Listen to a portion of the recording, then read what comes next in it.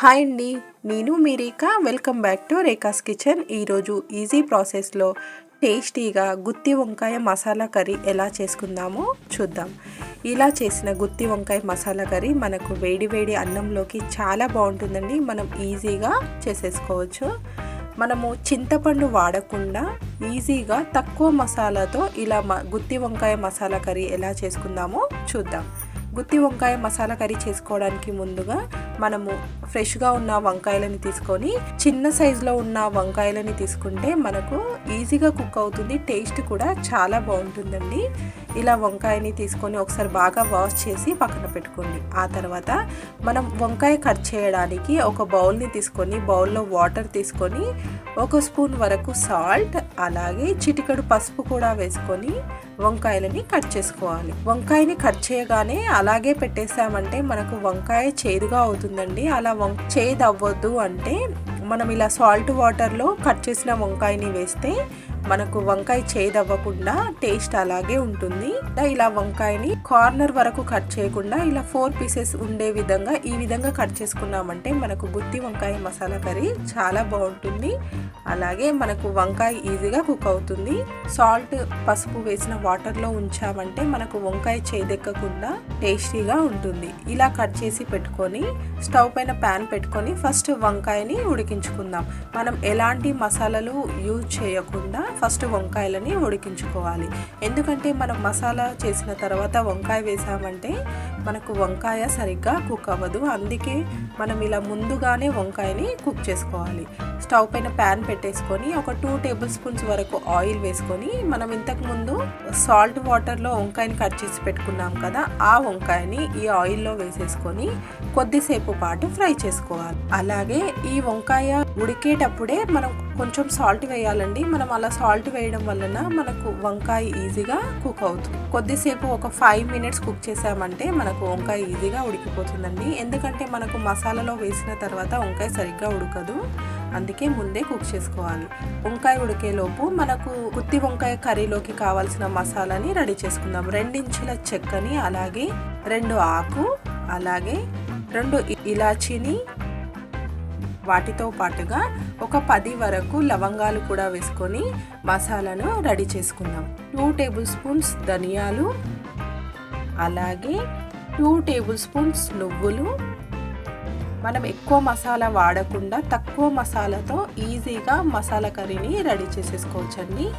వీటితో పాటుగా 2 table spoons పల్లీలు, ఒక 5-6 వరకు కాజుని కూడా వేసుకుంటే మనకు గ్రేవీలో కాజు ఫ్లేవర్తో చాలా బాగుంటుందండి.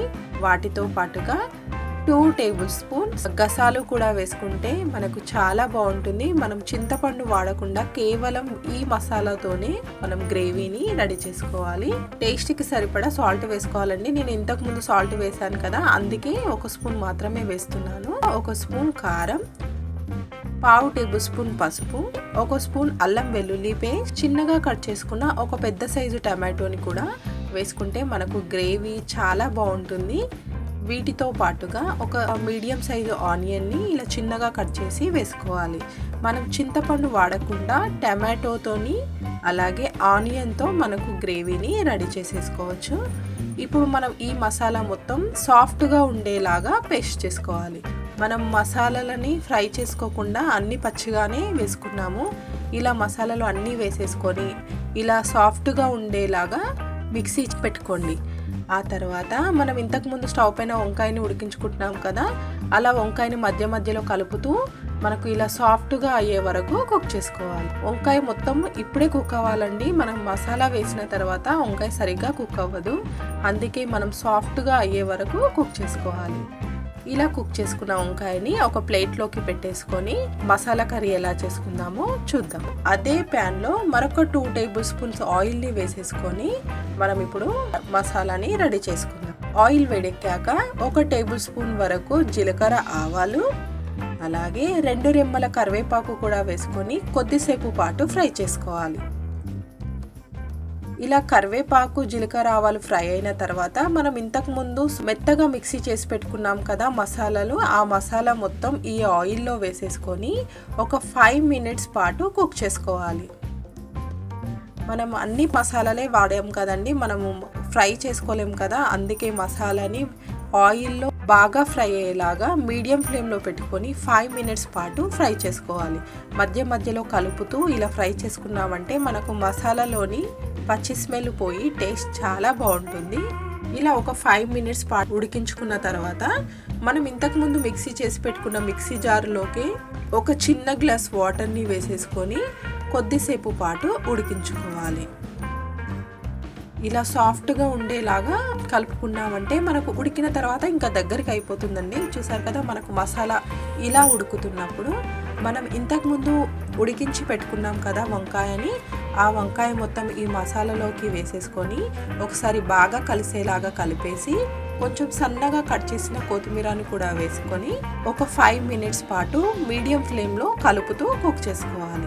ఆ తర్వాత ఒక 2 మినిట్స్ ఇలా లో ఫ్లేమ్లో పెట్టి కుక్ చేసుకున్నామంటే మనకి ఇలా ఆయిల్ పైకి వచ్చేస్తుందండి. ఇలా పైకి వచ్చినప్పుడు గుత్తి వంకాయ మసాలా కర్రీ రెడీ అయిపోతుంది. చూసారు కదండి, మనం ఈజీ ప్రాసెస్, తక్కువ మసాలాతో ఇలా టేస్టీగా చాలా బాగుంటుంది.